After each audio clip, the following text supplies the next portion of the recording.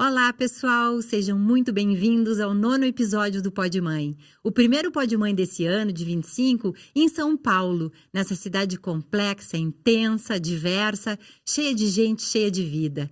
Desejo que tenhamos um ano mais acompanhadas, nos apoiando e inspirando outras mães, mulheres e tudo que envolve o nosso universo. Como educadora e pesquisadora, idealizadora do Pod Mãe, me sinto realizada em trazer a minha experiência e escuta para outros lugares, pois acredito que a educação, a maternidade, as histórias precisam ser contadas e compartilhadas. Afinal, somos pontes. E comigo, nesse episódio, trago mulheres com mentes brilhantes, histórias que vão nos desacomodar e também inspirar. Chega mais! Vem com a gente nesse 9º episódio que se chama Maternidade Real, Conexões, Reinvenções e os Desafios da Vida Moderna. Boa tarde, meninas. Estou muito feliz de estar aqui na terra de vocês, recebendo. Muito obrigada por terem vindo. Eu fiquei hoje assim ansiosa, parecia que eu ia assim E tô vindo num super evento, né? Porque a gente poder sentar num outro lugar, parar tudo para vir conversar, isso é uma coisa muito bacana. Então, assim, sintam-se muito bem-vindas, que fiquem à vontade para a gente poder trocar e estar juntas nesse momento. Eu pensei em me apresentar, porque a gente, enfim, conversou para poder estar aqui, mas eu não sei se vocês sabem da minha atividade, então eu pensei em convidar vocês, eu me apresento e depois cada uma se apresenta. Vocês topam? Maravilha, vamos então, lá. Tá. Boa tarde. Então, eu sou a Valesca Carsten, eu sou educadora, pesquisadora, idealizadora desse podcast. Sou mãe de 2 filhos adultos, o Thiago e a Roberta. Sou também curadora de arte para a infância e sou principalmente proprietária e diretora de uma escola de educação infantil em Porto Alegre, que se chama Caracol, há mais de 30 anos. Lá eu tive o privilégio de ter os meus filhos perto de mim, na sua primeira infância, e é lá a minha paixão, assim, porque eu sou uma pessoa muito apaixonada pelas crianças. Eu acho que é a semente, eu acho que eu vim para esse mundo para isso, né? Ninguém veio passear, eu acho que a minha missão é essa. E hoje até aqui no estúdio a gente tem uma criança. A Olivia, filha da Verônica. É, coisa boa. Ouvi uma vozinha de criança no fundo. É tu, né, Olivia? Então, assim, na escola eu tenho uma vivência com mães e com maternidade há muito tempo. E é através dessa minha vivência que eu fico com essa escuta mais aguçada para ouvir e poder também ajudar e trocar. Então, o Pod Mãe vem muito nessa pegada de escuta, de inspiração, de trocas, porque eu acho que educação é compartilhamento, nós somos pontes, então é por aí que a gente vai.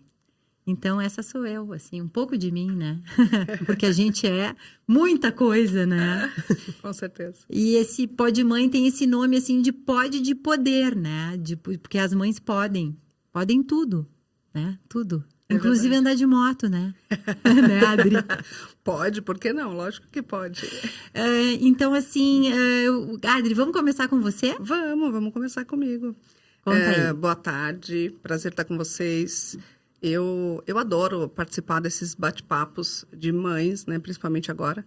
Então, vou me apresentar. Eu sou Adriana Cury. Eu trabalho na revista Pais e Filhos. Eu sou diretora-geral da revista. Trabalho lá na produção da revista impressa, do site, das redes sociais. Fazemos nossos grandes eventos, né? Fizemos agora, recentemente, o 21º Seminário Internacional da Pais e Filhos, e que é um evento muito bacana também para essa troca, né? A Valesca esteve com a gente, participou do nosso podcast lá também. Com muito prazer. Eu sou principalmente mãe da Alice, que tem 2 anos e 7 meses. E eu faço questão de falar os 7, porque nessa idade, um mês faz muita diferença. Sim. Quando você falou, sua filha tem 3 anos, eu falei, que delícia.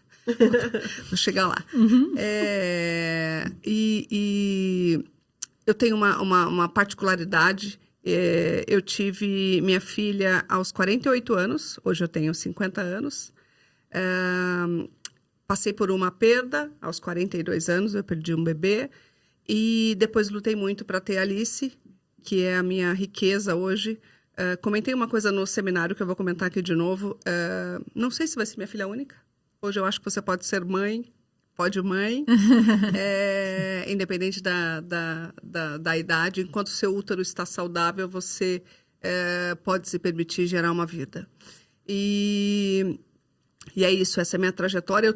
Eu concordo em relação a essa troca, né, de mães, porque é tão importante cada uma falar do que passa, o que vive, até para dar como exemplo para outras pessoas e para confortar o coração das outras mães, né? Porque você sente muita culpa e você sente que aquilo só você faz, só acontece com você. Então, quanto mais mães você ouve, melhor você fica, né? E vê que a realidade de cada uma é diferente. E mãe é tudo igual, no final das contas. É isso aí, que maravilha. Obrigada, Adri.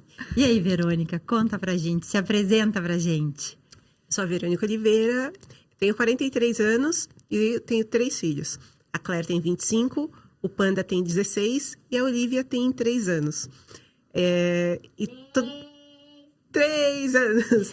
E quando eu paro para pensar nessa trajetória materna, são maternidades diferentes, são vivências muito diferentes. Então, eu fui mãe na adolescência, depois, e minhas gravidezes não foram planejadas. E ainda assim, hoje, quando eu olho essa passagem do tempo e penso, uau, dá certo, funciona, as coisas se encaixam em algum momento.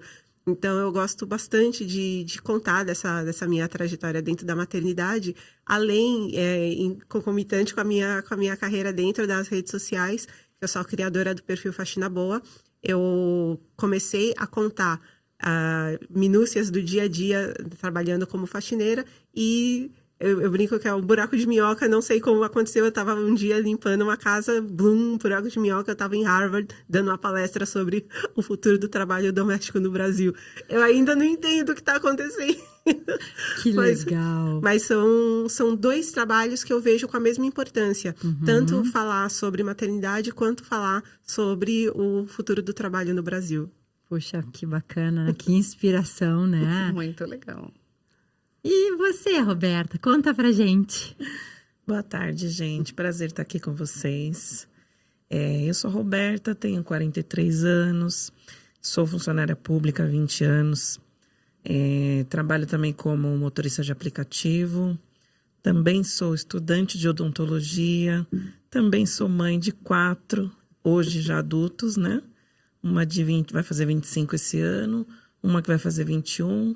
Uma que vai fazer 20 e um menino que vai fazer 19 agora, sexta-feira. Sou avó também. A Maitezinha tem 2 anos e meio, 2 anos e 7 meses. E, gente, a maternidade é como a colega falou, a Verônica falou. A gente pensa que vai dar tudo errado, porque a gente começou cedo, que não deveria ter feito, que deveria ter planejado mais, mas a gente não sabe. Depois, no final, dá tudo certo.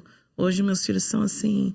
Eu sou muito feliz de ter eles. Eles são uns adultos, assim, bem formados, bem educados. Eu só tenho elogios. Aonde eu vou, onde eles passaram comigo, a vida toda só foi elogios. Mas também, com essa... Tu é praticamente a Mulher Maravilha, né? Vocês ouviram? Ela é funcionária pública. Ela é motorista de aplicativo. E nós nos conhecemos assim, né? Foi. Uma noite eu tava no bairro Liberdade. Sim. E aí eu tava num hotel longe para um evento que eu vim fazer aqui em São Paulo. E aí ela veio. E aí nós fomos conversando. E aí ela me contou a história. E eu falei, olha só, eu tenho um podcast. E você precisa ir lá comigo contar. Com certeza. Né? Às vezes a gente se queixa, né? E olha só, a plena, maravilhosa, né? Que maravilha. Gente, obrigada. E eu acho que... Eu penso muito sobre isso, sabe? Do quanto a gente acha, às vezes, que é sorte que os filhos se formam pessoas do bem, né? Porque o que a gente deseja para os filhos? Que eles possam se virar e que eles sejam pessoas ok. Que eles compreendam o mundo, que eles respeitem as pessoas.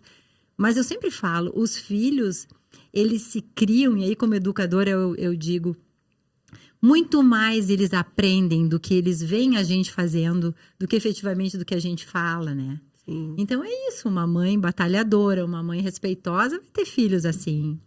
Então, nossa, vocês têm cada coisa. E a Adri também, nós já nos conhecíamos, porque no auge da pandemia, eu e mais 3 pessoas, 3 profissionais, 2 professores, o Dado Schneider e a Marisa Eiziric, também uma pesquisadora na área da educação, doutora em educação, e mais uma jornalista de Brasília, a gente fez um grupo chamado Paisdemia. Maravilhoso, aliás. Que a gente fez em parceria com a revista Pais e Filhos. Então, eu entrevistei muita gente no Brasil inteiro para entender o que os pais estavam fazendo com os filhos em casa, como é que as mães estavam se virando. Então, foi um projeto muito bacana. Eu tive o prazer de chegar mais perto do pessoal da revista Pais e Filhos, e aí a gente se conheceu. E quando eu pensei em fazer o Pod Mãe aqui em São Paulo, eu tive na revista e as meninas me indicaram o teu nome. Ah, que legal. A Andressa, a Jennifer. E aí, então, tá aqui que o nosso encontro deu certo. Que coisa boa. Encontros da vida, né? É isso aí. E, Adri, como tem sido essa experiência com a maternidade, assim, mais madura? Maravilhoso, assim. Eu acho que tem uma coisa que eu cheguei a uma conclusão.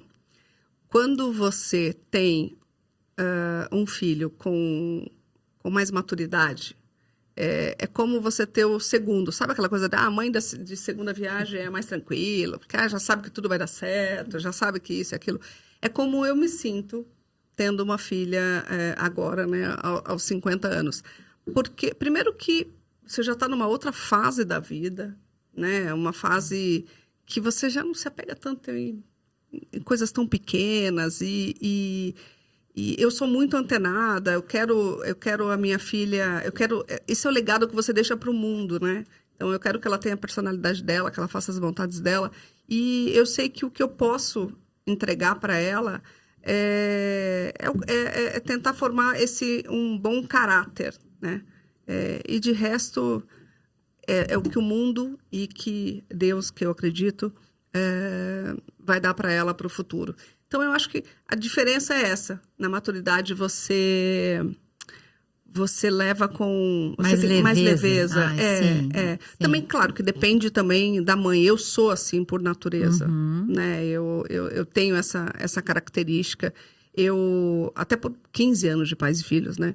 Eu sempre soube claramente o que eu queria para mim e o que eu não queria. E o que eu não queria era abrir mão da Adriana, né, para ser mãe da Alice. Eu queria ser a Adriana Cury e mãe da Alice. E é o que eu faço. A gente estava falando sobre isso em relação à moto, né? Eu sou motociclista e todo mundo falava para mim, quando você tiver um filho, você vai parar de andar de moto. Eu falei, imagina. Na dúvida, comprei antes, para não correr o risco de querer parar. Mas eu acho que principalmente é isso. É a leveza com que você segue essa maternidade. Que a gente sabe, assim, é maravilhoso, mas é pesado, é árduo, tem os prós e os contras, assim. Os contras todos que a gente... É um contra que você acha maravilhoso, mas existe, né? Principalmente a demanda física, né? Que a gente já não tem mais todo aquele pique, porque não tem um treinador melhor para uma mãe do que uma criança, né? Eles não lidam mais as meninas. Você faz atividade física, sou mãe. Eu tenho uma personal em casa, 24 horas. Não, e muito pior do que a questão física é mental, né? Sim. Eu sempre falava que... Trabalhando na Pais e Filhos, eu falava, não, mãe é um target à parte, né? A mulher, quando tem um filho, ela acha que ela ganha, ela é um superpoder, ela é uma deusa e tal. Então, hoje, apesar de falar muito sobre isso, eu olho e falo, quem não é mãe ou pai, enfim, não sabe nem o que eu tô falando, mas é muito pesado. O início, principalmente, para mim, foi muito doloroso, assim, como a gente... como a solidão da mãe é grande, né? Hoje eu falo assim, gente, você está criando um ser humano para o mundo, né? E como as pessoas não têm noção e não valorizam, né, a saúde mental e física dessa pessoa. Sim.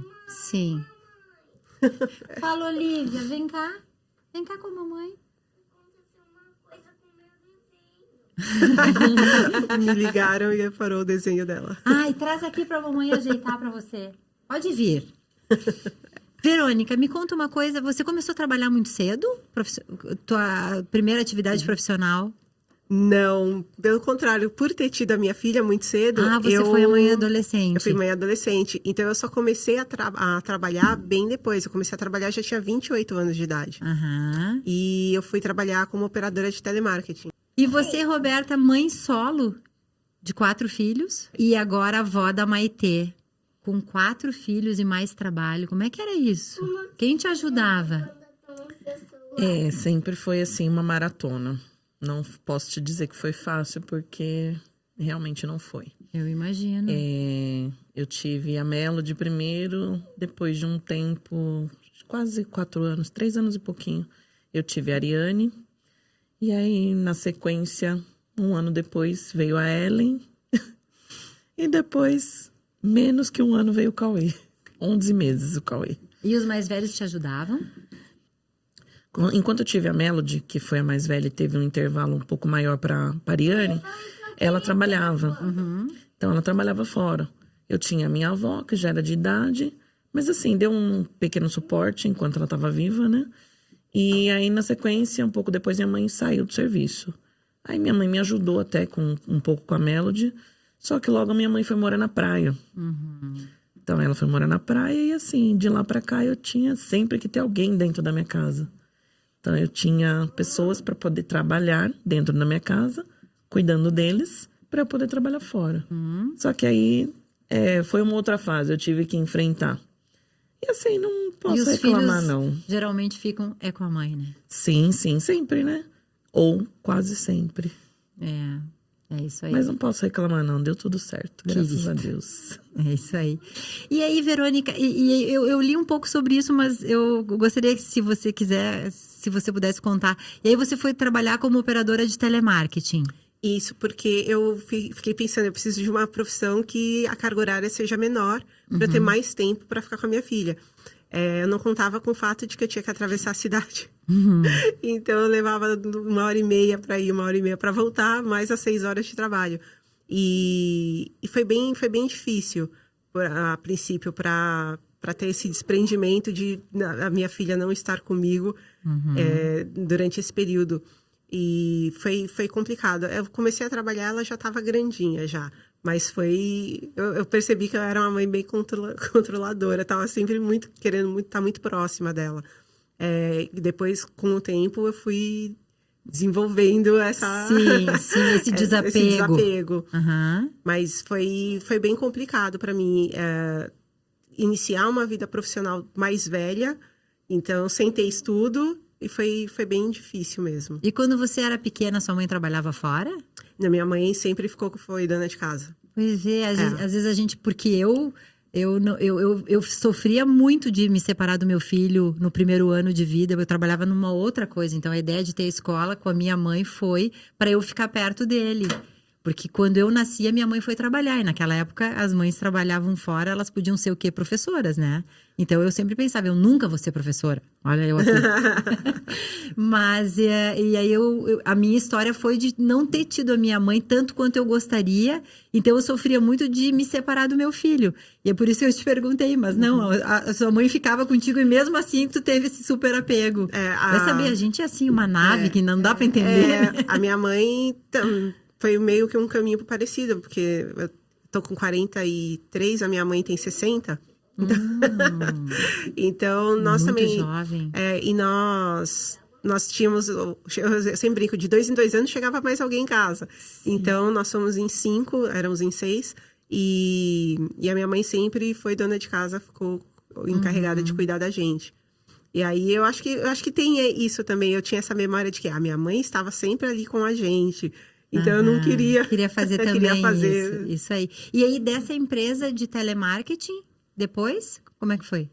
Eu trabalhei com telemarketing por muitos anos, até 2015, que foi o episódio em que a empresa onde eu trabalhava faliu. E eu perdi o emprego e, com isso, eu perdi tudo. A casa onde eu morava.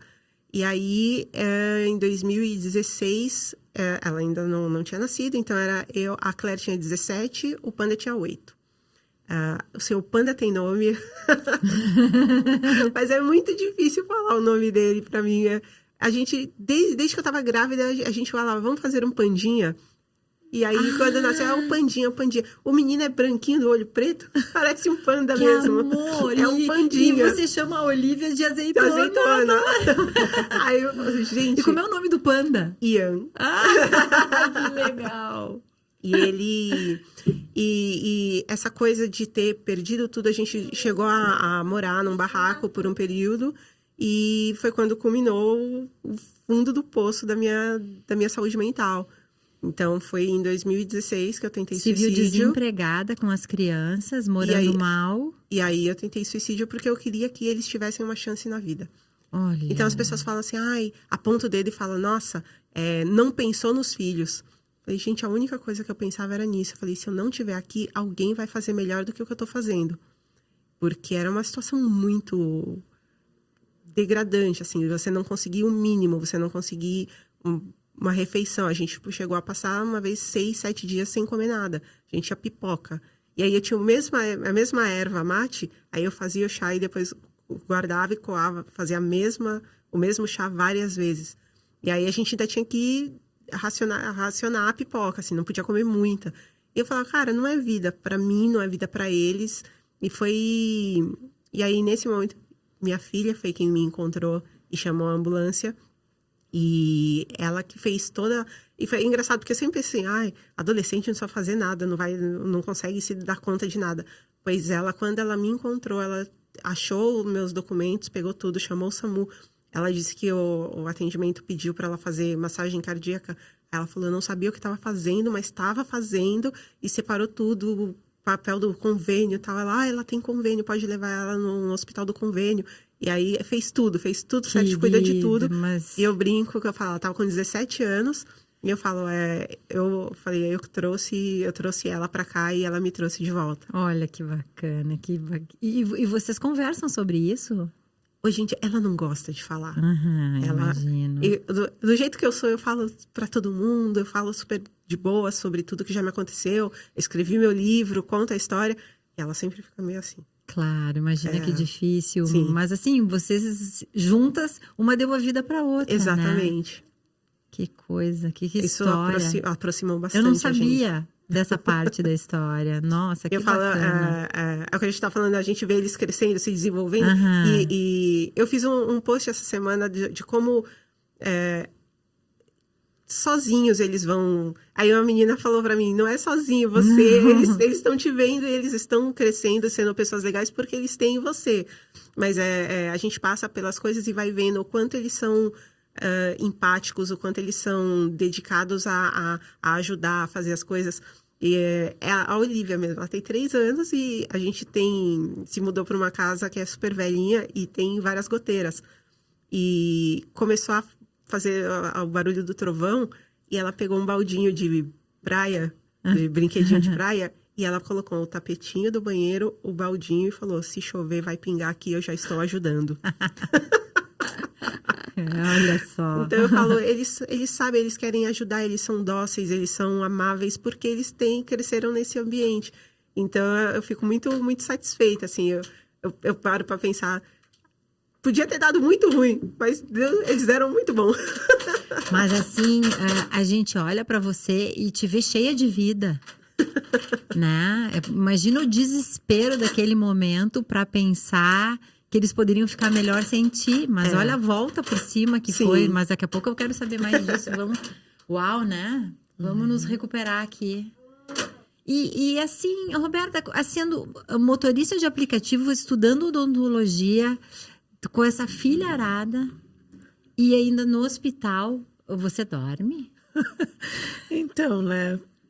O pessoal costuma dizer que eu sou de outro mundo. Eu tô achando mesmo. Mas às vezes eu durmo, assim. Eu procuro dormir umas 3 horinhas, pelo menos. Às vezes quando eu consigo 4, 5 horas, nossa, eu tô super, uau, que feliz, dormir. Eu imagino, não te dá assim uma estafa, Então, uma quando eu exaustão? vejo que eu estou já muito, assim, ficando sobrecarregada, aí eu dou uma puxada no freio de mão, né? Aí eu deixo o aplicativo de lado, aí eu tenho que dar uma pausa nos estudos e assim a gente vai levando. Sim. Eu acho que você tem esse jeito, assim, de acreditar que no final dá tudo certo. E eu acho que isso é perfil da pessoa, né? Eu não sou essa.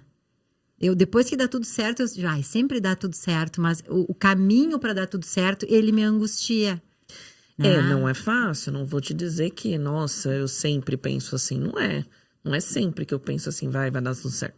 Mas a gente tem que acreditar, a gente tem que enfrentar. Sim. Eu sou daquelas que, depois que eu começo, eu não quero parar. Se eu falar pra você, eu vou fazer tal coisa, eu vou fazer tal coisa. De que jeito? Pode ser que eu não saiba, mas eu vou. E aí, no desenrolar, a gente vê como é que vai ficar o final. Que maravilha, né? Segue aquela coisa, eu sempre falo, coloca o pé que Deus coloca o chão. Exatamente. Eu acredito que é isso mesmo. Você tem que dar o passo, senão... E Adri, e sendo mãe há 40 a mais, e com toda a tua bagagem como jornalista, com tanta matéria na revista, isso te ajuda na maternidade ou te atrapalha? Olha, depende da fase, né? Eu fiz um tratamento para engravidar, então antes de tudo eu fui tentante. E tentante também é uma questão à parte, assim, é muito sofrido, porque você tem muitos nãos. Você fica super sensível por hormônios e a expectativa é gigante. As empresas são zero preparadas para tentantes. Você nem se comunica, né? Você não comunica para a empresa, olha, eu vou tentar ter um filho. Então, agora, segura a onda aí que eu estou numa fase difícil. Então, na minha fase tentante, eu virei a chata da Pais e Filhos. Eu achava que faltava um monte de conteúdo, que tinha que ter mais coisas sobre isso, sobre aquilo. Tentante tem um glossário, né? Você tem que saber sobre todas as fases e eu sentia falta desse conteúdo. Então, eu falava... Eu virei uma chata dentro da própria redação. E depois, assim, eu acho que parte da minha praticidade... vem da experiência que eu tenho da teoria mesmo, né? De tantos eventos, tantos bate-papos com mães, tantas palestras, palestrantes, né? Você perguntou da Silvia Lobo aqui. Você tem muito conhecimento teórico e isso ajuda muito, né? Então, assim, respondendo a sua pergunta, sim. Eu acho que me ajudou muito, principalmente... a cuidar de mim, porque isso é uma coisa que a gente fala na Pais e Filhos desde sempre, né? Você tem que estar bem para fazer uma criação bacana. Então, essa é a minha preocupação maior. Claro que, como hoje eu tenho 50 anos, pela lei natural da vida, a minha filha não vai ter vó, bisavó e nem ver a mãe dela depois de adulta. Tem um período aí que é natural, né? Pode ser que eu viva até uns 100 anos, até uns 120. Certamente nós vamos viver até aí. Mas eu penso nisso, até pelo meu lado prático. Eu penso sim nisso. Então, tem aquela preocupação de, mais do que nunca, de preparar o filho para o mundo. Eu preparo a minha filha para que ela vive uma fase adulta, talvez, sem ter uma mãe. Então, eu penso nisso. E também tem muito a ver com todo o conteúdo e toda a bagagem que a gente adquire. Também ajudou muito, muito. Que legal. E eu não te vejo, assim, uma mãe super protetora. Não sou. Eu te vejo, Zero. assim, que ela vai à escola, ela, desde mais novinha, que você acha importante ela ter o espaço dela, você o seu, né? E vocês têm um tempo de qualidade, mas não é aquela coisa de não fiquei tantas horas hoje quanto eu deveria ficar. Não te vejo, assim, noiada com essas coisas. Não sou zero. Eu não tive a preocupação da Verônica, por exemplo. Eu praticamente não tive licença maternidade, mas com um mês eu entrava em reuniões, eu fazia coisas. Assim, logo no comecinho eu tive a infeliz ideia de seguir o conselho do meu marido de não ter um apoio. Não, vamos nós aqui, vamos fazer nós juntos e tal. Essa chego... baita ideia, né?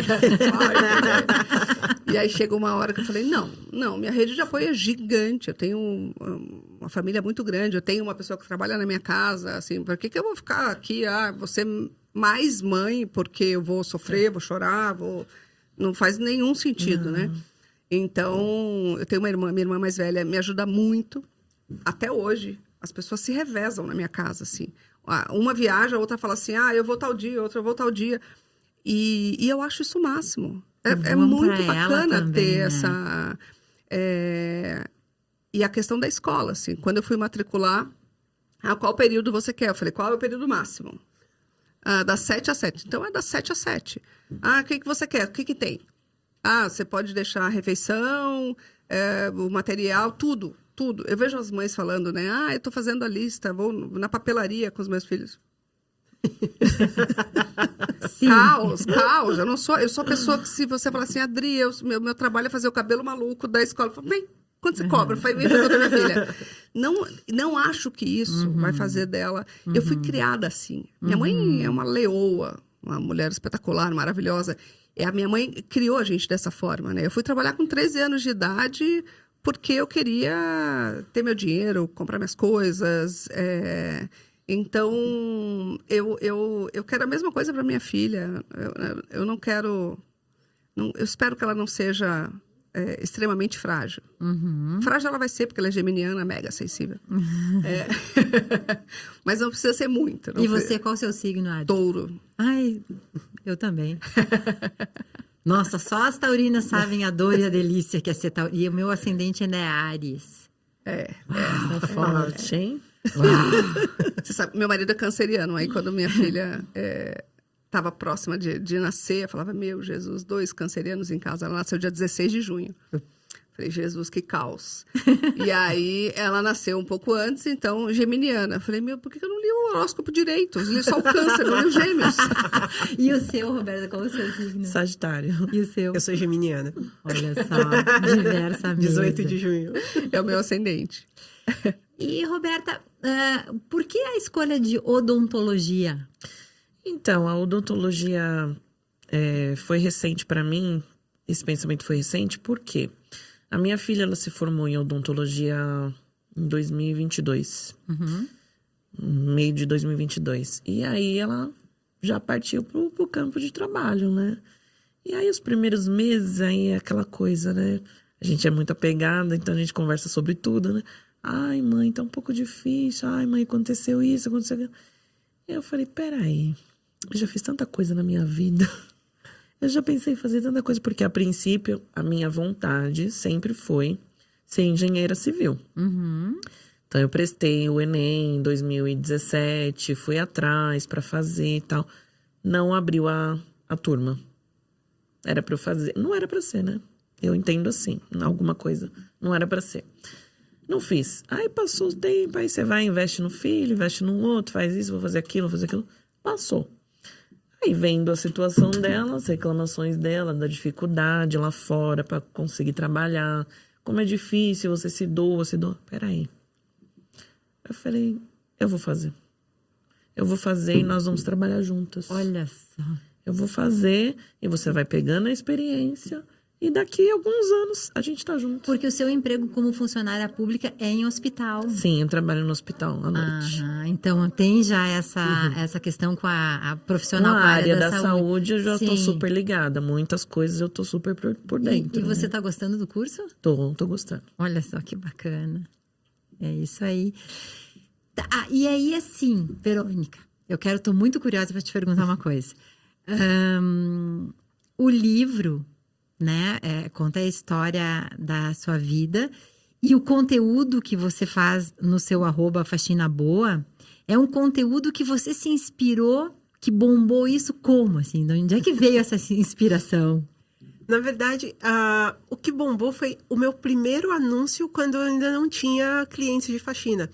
Eu fiz um cartaz que era eu peguei o cartaz do filme Kill Bill, tirei a cara da Uma Thurman, tirei a espada e coloquei uma vassoura e coloquei a minha cara. E eu escrevi, faço faxina volume 1 e coloquei o número do meu celular.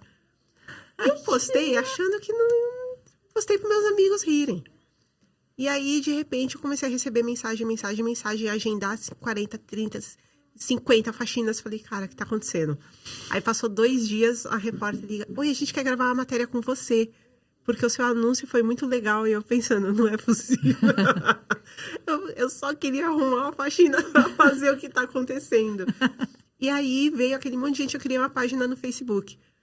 E aí, no mesmo dia, tinha 6.000 pessoas lá. Eu falei, cara, o que tá acontecendo? E você é uma boa faxineira como uma boa publicitária? Pois é.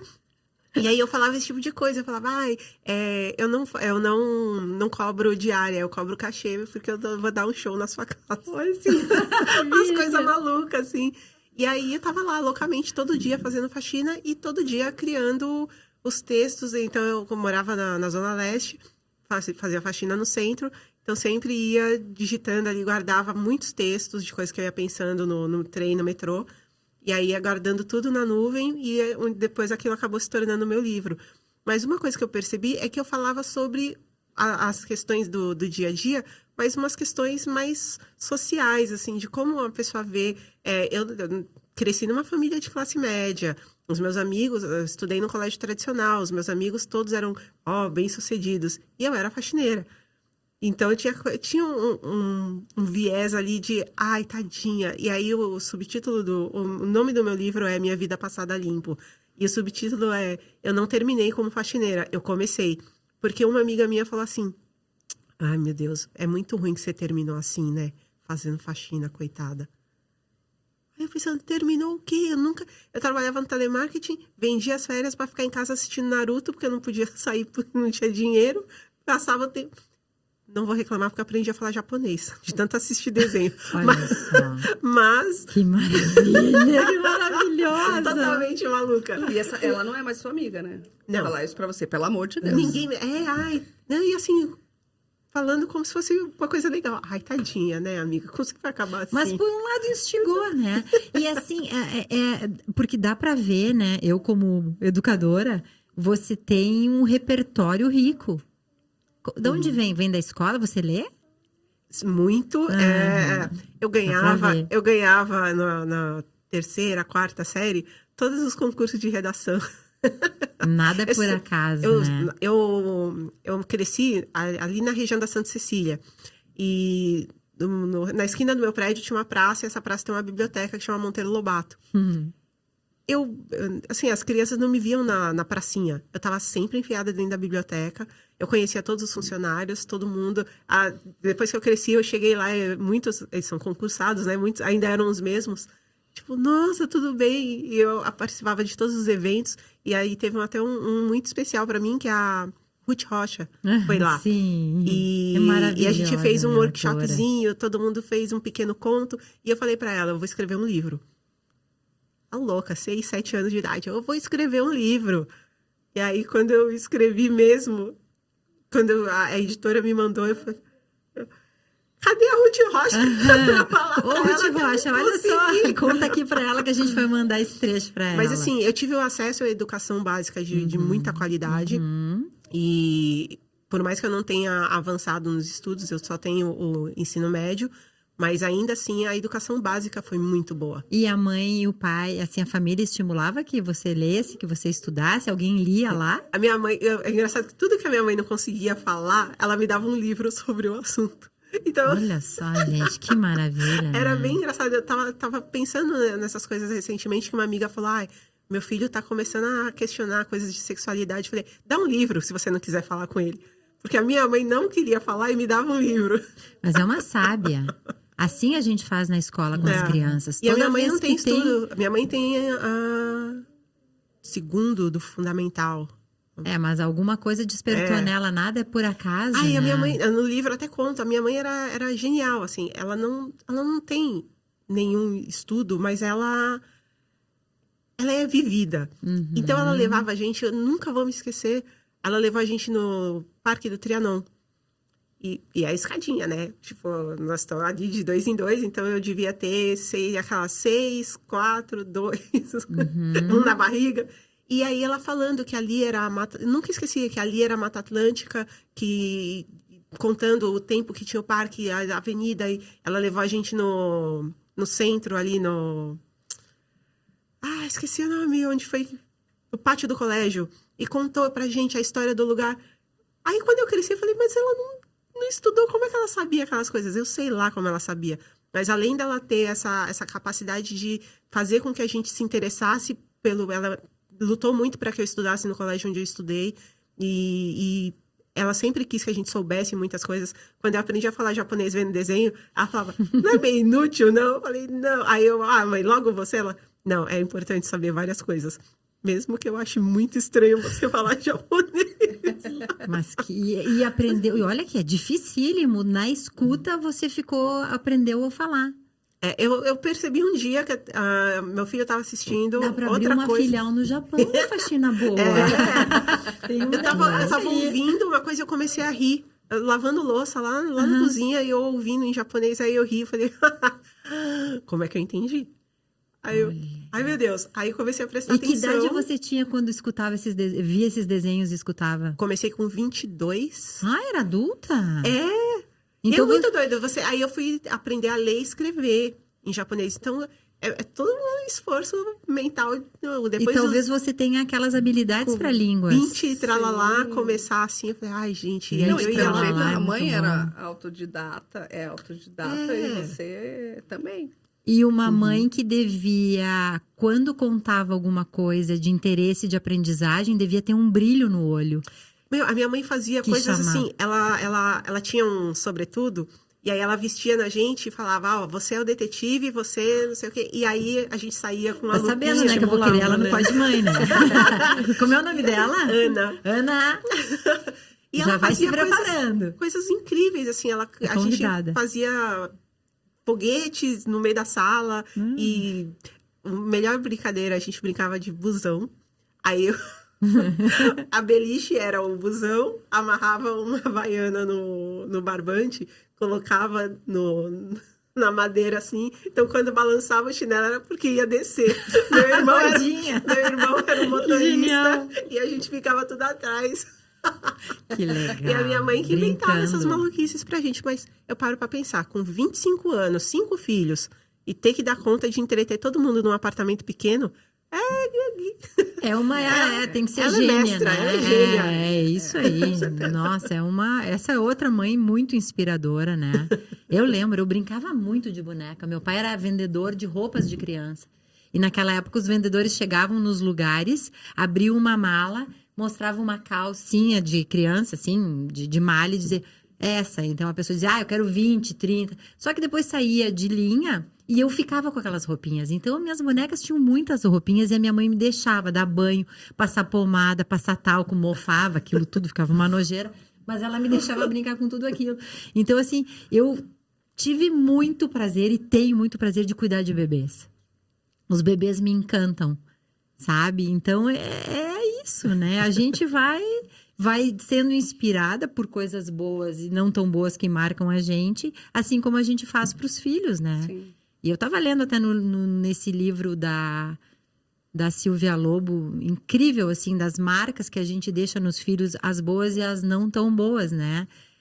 Do quanto é importante a gente conversar com os filhos sobre o que a gente sente fora de ser mãe. Porque assim como a gente espera muito dos filhos, os filhos esperam muito da mãe. E nem sempre a gente pode. Tem um momento da vida que a gente pode fraquejar, né? E não quer dizer que a gente é sempre assim. Eu fico pensando, assim, em te perguntar sobre aquele momento mais frágil, onde tu pensou, assim, em interromper a tua vida, se esse acesso ao mundo mais subjetivo não foi uma coisa que você se deprimiu mais por isso. Talvez se não tivesse tantas coisas na sua cabeça de pensar no futuro, talvez nem sentisse. Te faz sentido isso? Às vezes sim, às vezes não. Eu acho que tinha muitas questões. Ali onde a gente morava, por exemplo, tinha uma situação em que eram vários quartinhos, como se fosse uma casa com vários quartos. Cada quarto era uma casinha. Só que eles eram minúsculos, como se fossem quartos de empregada, assim. E aí nós dividíamos o banheiro e a cozinha. Cozinha não, né? Uma pia e um tanque com todos os outros moradores. Então eram umas 40 e poucas pessoas. E um dos quartinhos tinha um casal que brigava muito. E ele, invariavelmente, ele agredia a esposa. E a gente ouvia. Então eu aumentava o volume do Da rádio e eu nem tinha TV, porque não cabia TV. Eu tinha uma TV, E mas quem ela era morava tão com grande que não você cabia. ali nesse momento? Eu, a Cléria e o Panda. Uhum. E aí eu colocava uma música e brincava, vamos dançar, vamos brincar de danceteria, uma coisa assim, para eles não ouvirem. Então, eu tentava muito fugir da realidade que a gente estava. Então, o momento que a gente não tinha nada para comer. Aí eu conseguia comprar um pão, uma coisa. Vamos brincar de café da manhã. Minha filha olhava, 17 anos já lá.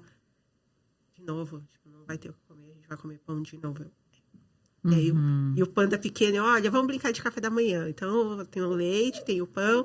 E aí, e agradece que tem o café da manhã. Sim, como é que vai aguentar E aí essa realidade? e chega uma hora que não tem como dissociar. Falar, não, vai melhorar. Eu parava muito para pensar, falar, vai melhorar. Não vai melhorar. Eu trabalho ganhando um salário mínimo, pagando R$500 de aluguel, num cômodo que eu não tenho um banheiro para usar. A gente ia no banheiro do Sesc, e não era perto. Eu morava no Tatuapé, o Sesc era no Belém, eu ainda ia até lá. E sozinha, sem o pai. Sim. O pai o pai da minha filha, a gente não tem contato há muitos anos. Ele tem a grande fala que eu me lembro dele, foi assim, eu não quero ser pai. Aí eu falei, eu não tô perguntando, eu tô avisando. Ele, mas eu só tenho 16 anos. Falei, eu tenho 17, e aí? E aí ele... Pra mãe não tem essa opção. Ele, não quero. Falei, então tá bom. Chorando que nem um menino. Ele fugiu pra jogar videogame na casa de um amigo. Porque ele não queria conversar. Falei, Então é difícil, mas o pai do Panda, ele, embora ele não tenha condições, eu morro de rir, que eu falo, os pais dos meus filhos são, o pai da Clara é ausente, o pai do Panda é o semipresencial e o pai da Azeitona é o presencial. O pai do Panda, ele mora longe e ele sempre ajuda naquilo que é possível para ele. Híbrido. Ele é híbrido. Aí eu não posso nunca reclamar, ele sempre fez de tudo que fosse dentro do alcance dele, mas aquelas, é pouco, se esforça, mas é pouco, coitado. Isso que eu ia falar, né? Tem momentos que a gente precisa não dormir. O cara sabe que a mulher vai fazer de tudo, ele consegue se dar essa brecha, falar, não, ela dá conta. Então. Porque a gente vai lá e dá conta. A gente dá conta. Mas a gente vai lá e dá conta porque a gente precisa dar conta.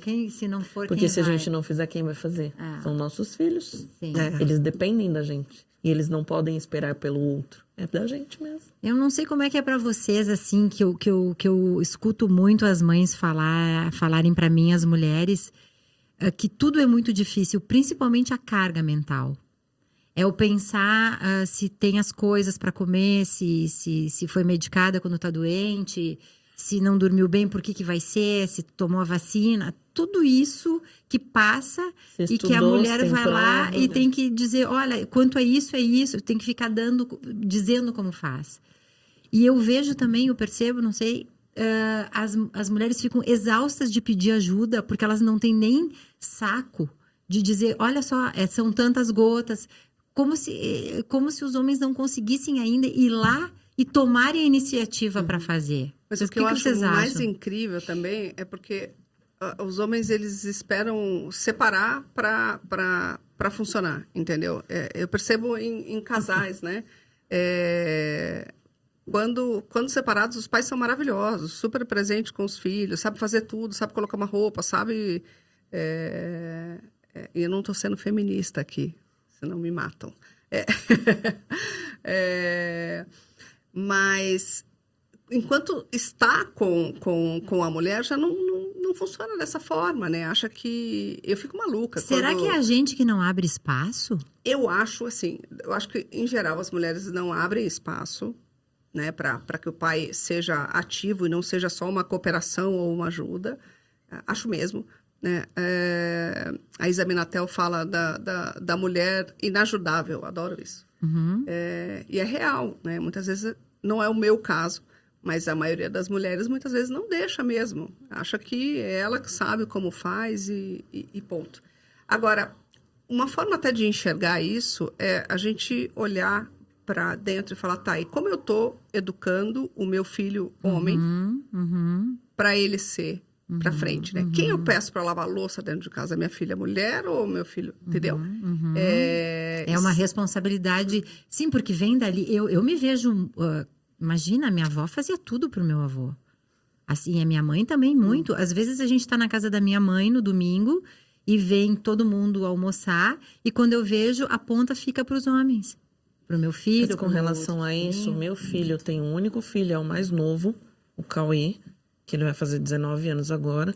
E desde os 10 anos, 11 anos, ele já foi incluindo e já fomos ajudando ele a entender como era a dinâmica. Não, desde os 6 anos ele já arrumava uma cama, já fazia... Mas as coisas de cozinha que todo mundo fala, tem que ficar pra mulher. Não tem que ficar pra mulher. Ele cozinha o macarrãozinho dele, o ovinho dele, desde os 11 anos. E a então, responsabilidade que se tiver um filho... Exatamente. De lá pra cá, hoje eu posso falar assim, que quem faz comida na minha casa é o Cauê. Olha só.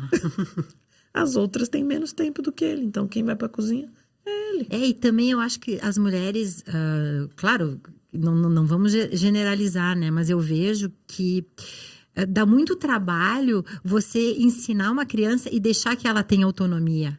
Só que as crianças gostam muito de ajudar. Só que para que elas possam fazer mais parecido do que a gente imagina, elas precisam fazer muitas vezes. E às vezes as pessoas os pais deixam de estimular a criança, porque vai às vezes dar mais trabalho no início, vai sujar, não vai. Mas assim, as crianças com 2, 3 anos, elas já podem ajudar muito mais do que vocês possam imaginar. E é isso, né? É isso. A gente tem uma cultura também de ter gente que faça pela gente. Mas como que vai ser o futuro, né? Se essas crianças... Se a gente não ensiná-los, como que eles vão fazer? Isso é um trabalho importante de ensinar, de fazer. Com certeza. Tu traz a tua pequenininha já para ajudar em algumas coisas? Sim. E eu tenho... as pessoas até, às vezes, falam... Nossa, mas você não tem medo disso ou daquilo? Porque...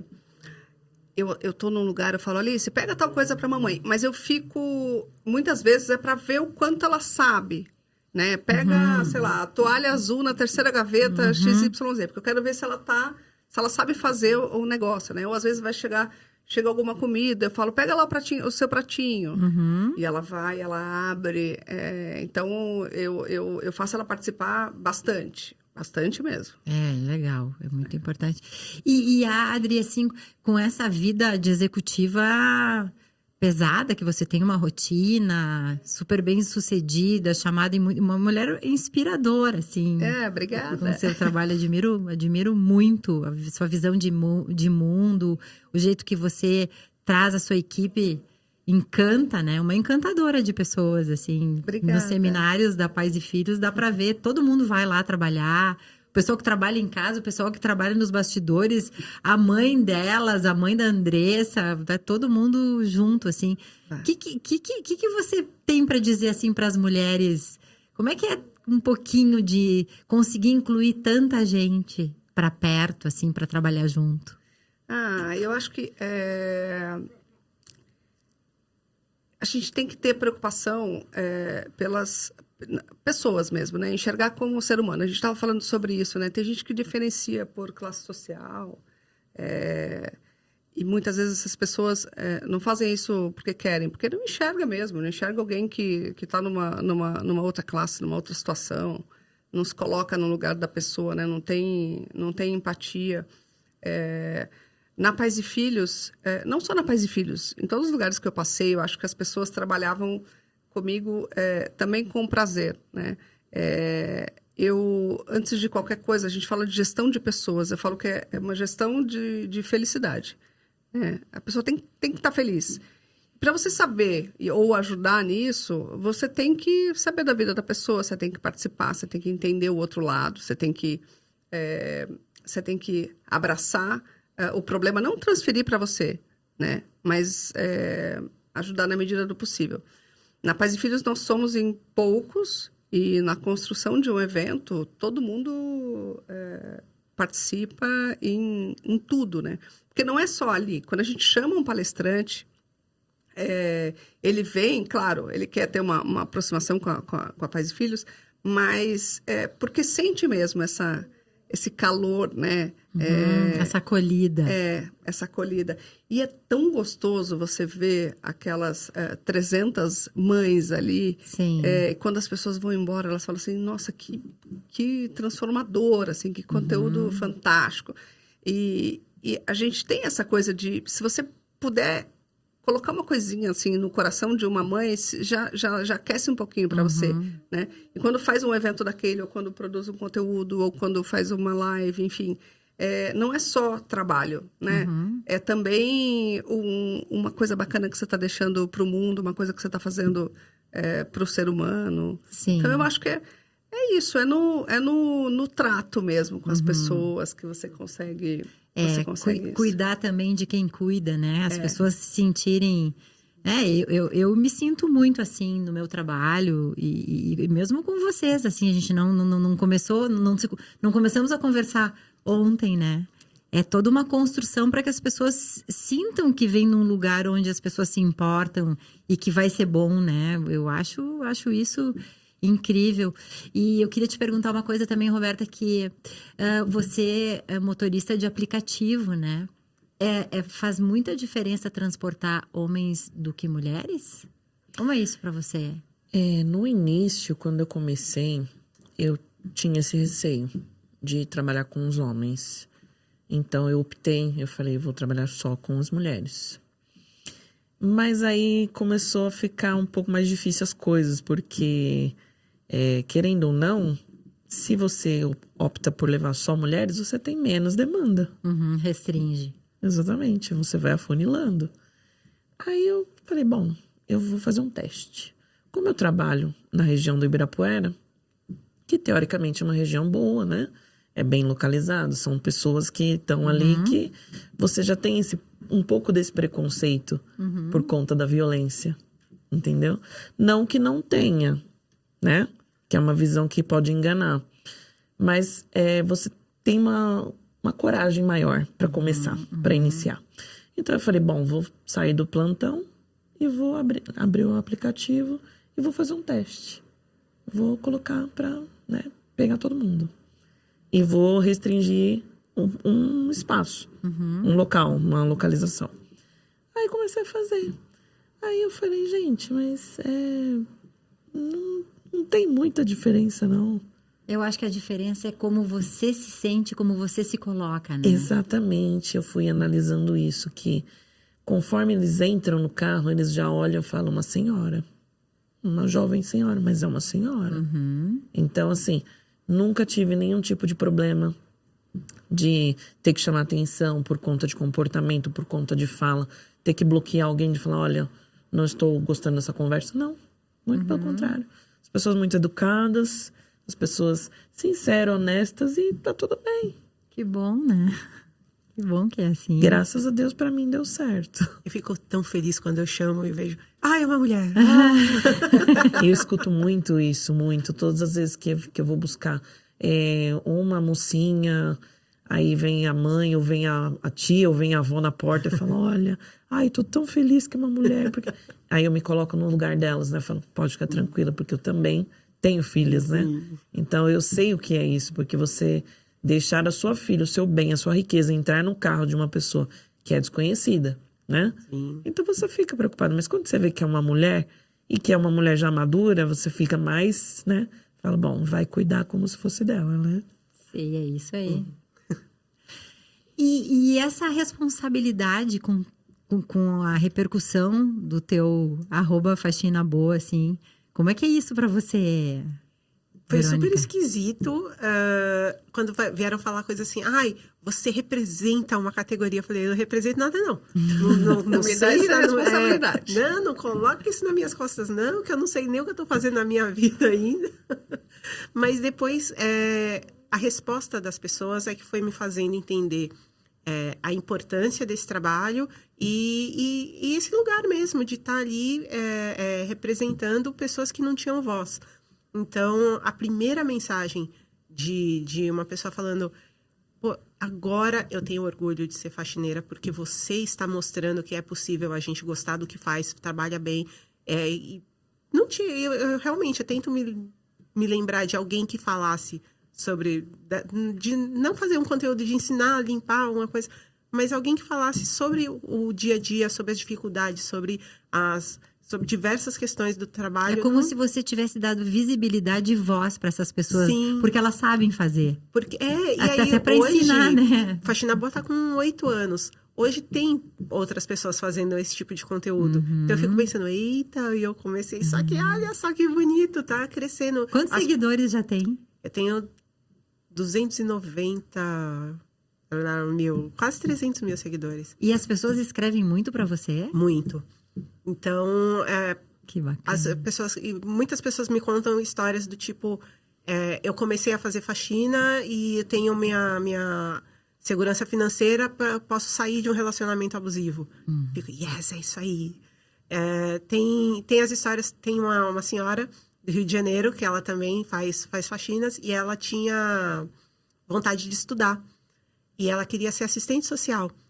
Nesses anos todos, ela já se formou, ela já está na área, ela pegou o dinheiro das faxinas e depois ela juntou mais uma graninha, comprou uma casa do lado da dela, está alugando e fazendo as coisas dela. Aí eu tirei carta com 40 anos. Eu contei, um monte de mulher começou a dirigir junto comigo. Isso é muito doido, você vê que os exemplos vão arrastando claro. As pessoas vão vendo assim, bom, se ela fez e se ela pode, por que eu não, né? Aí veio a Olivia e as pessoas contando as mesmas situações de gravidez com 40 anos e é muito legal, porque eu não imaginava que a galera acompanha a minha vida tipo novela. E fica torcendo. Teve essa história da casa que eu me mudei agora, e é um apartamento que eu comprei, e eu fiquei super feliz. Eu comprei, tava tudo certo, tava trabalhando, e aí eu perdi o emprego e eu não pude reformar o apartamento. E aí eu fiquei morando de aluguel e pagando aluguel e financiamento. Eu falei, gente, eu não consigo mais fazer esses dois. Eu vou me mudar pra casa do jeito que ela tá. Parece filme dos anos 80. Coisas que explodem, pega fogo e quebra. E vidro, a janela que bate, aquela janelona de madeira, os vidros. Porque a casa é mais antiga? Não é que ela é mais antiga. Ela tem 80 e tantos anos. Olha, e aí você precisa reformar essa casa. Tudo, assim. Não... Você já escreveu pro Luciano Huck? Pelo amor de Deus, ele vai amar isso. É impressionante. E aí, Eu acho. Metade dos cômodos não tem luz porque a goteira estragou a parte elétrica. Tem que falar pros seus seguidores. Gente, pra todo mundo lá, @, Luciano Huck. É isso aí. E a galera se racha de ir, porque todo mundo já pegou amor pela casa. Eu falei, gente, Sim, como você assim? já teve um apego. O povo já pegou amor pela casa e sabe dos perrengues e vai acompanhando. Então, é divertido dividir. Porque eu falo muito das minhas questões de saúde mental. Eu falo, gente, eu nunca me curei da depressão. Eu sou uma pessoa que eu faço tratamento pelo SUS. Então, eu explico para as pessoas como elas fazem para ter esse acesso. Então, eu vou contando de várias coisas e isso vai me aproximando. Eu gosto muito de... Eu não tenho grandes números, grandes coisas nas redes sociais, mas é uma comunidade muito, muito, muito engajada. Como que não? Então, assim, meu público é 90% feminino, a galera de 30 a 45 anos, e é muito divertido, porque juntou ali eu vou marcar um encontro presencial, tô morrendo de medo. Falei, vamos marcar um encontro presencial, e as meninas estão falando que vão. Olha que legal! E onde vai ser? Vai ser aqui em São Paulo? Vai ser em São Paulo, a gente vai sair para tomar café. Olha, que bacana. É o programa 40+. Lugar tranquilo, sem música alta, lugar para sentar. Que é isso que a gente gosta. E as pessoas para te contratar como palestrante, para participar para você falar da sua história, que é muito inspiradora, e aí escreve para você no seu perfil mesmo. Eu tenho uma agência que cuida dessa parte, mas tem ali o e-mail na minha bio do Instagram. E aí, lá pelo LinkedIn também chega muita proposta, e aí eu vou fazendo o meu gerenciamento. Rapidinho vai vir alguém aí para ajudar, um empreiteiro para cuidar da elétrica, outro da hidráulica. Tem muitas mulheres trabalhando nisso também, né? Nossa, eu comecei a seguir, tem muitos perfis de meninas que fazem obra, eu acho maravilhoso. É ótimo. Isso aí. Bom, meninas, alguma coisa mais que vocês gostariam de dizer, de perguntar? tem a hora de começar e tem a hora de acabar. Já acabou o nosso tempo, mas que a gente rápido. poderia ficar muito mais, Sim. né? Eu acho que eu diria para as mulheres tentar, se tiver pesando a maternidade, deixar mais leve e não ouvir os outros, não deixar que ninguém faça julgamento por você ou aponte o dedo, enfim, seja a mãe que é possível você ser, você vai ser uma mãe maravilhosa sem dúvidas, assim, não se espelha no outro, porque a realidade do outro pode ser diferente, e falo por experiência própria, cuida de você antes de tudo, não deixa de ser você para virar a mãe, porque essa criança cresce e um dia ela vai tomar o mundo, né? E você vai continuar. Então, Sim, não se perca de você mesmo na maternidade. Os pais, né? O casal de se cuidar. Sim. Porque os filhos vão e depois parece que fica aquelas pessoas um estranho para o outro, né? Então tem que achar uma forma de se entender, de dividir. O meu conselho seria para as pessoas, para as mulheres que de alguma forma elas optam por ficar sozinhas e continuar, já tiveram os filhos e vou continuar sozinha, porque tem mulher que entra em outro relacionamento e tem mulher que não, que escolhe ficar sozinha, né, por um tempo, depois lá na frente ela vai ficar com outra pessoa, tudo bem. Mas essa mulher que escolheu ficar sozinha, para ela não parar, não estacionar. Não, eu vou viver só para o meu filho, eu vou fazer tudo pelo meu filho. Não, divide um pouco, tira um pouco para você também. Porque complementando, lá na frente você vai precisar. E o seu filho também vai precisar que você não tenha parado de estudar, de investir na sua carreira e tudo mais. Porque né, as coisas elas vão evoluindo, vai passando o tempo passa rápido demais. Só que quando você vai ver, você já está com 40, 50, 60, né? E aí, o que você fez da sua vida? Só criou o filho. Né, aqui é muito difícil, nós somos sós. A gente começa muito só e a gente termina muito só. Sim. E os filhos distraem, os relacionamentos distraem. Então, eu acho que essa capacidade de a gente pensar na gente enquanto pessoa, ela é fundamental e reflete na saúde mental dos filhos também. E reflete na saúde mental da mulher também. Porque a mulher que ela fica pensando só em viver para cuidar do filho e esquece dela, a saúde mental dela vai rala abaixo. E não porque tem o como filho você vai criar crescer. bem o filho se você não tá bem. Exatamente. O filho vai crescer e quando ele estiver grande, adulto, querendo viver a vida dele, aí você vai ser aquela mãe tóxica, aquela sogra tóxica, porque você não aceita, porque não tá bom, porque não é assim, porque não deveria ser assim. Quem faz muito, cobra muito, né? É isso aí. Isso é verdade. Então tá. Chegou a hora de terminar. Obrigada de novo. Prazer Eu enorme que estar agradeço. aqui. Obrigada. É isso Eu aí, adorei. coisa boa. Muito Quem bom. sabe daqui a pouco a gente vem de novo, né? Estão super convidadas já. Obrigada. E parabéns, meninas, pelas histórias de vocês. Vocês também. inspiradoras. Maravilhoso. Muito bom. Queridas. Então tá, e assim a gente encerra aí esse 9º episódio. E daqui a pouco vem o 10º episódio, que vai ser no Rio de Janeiro.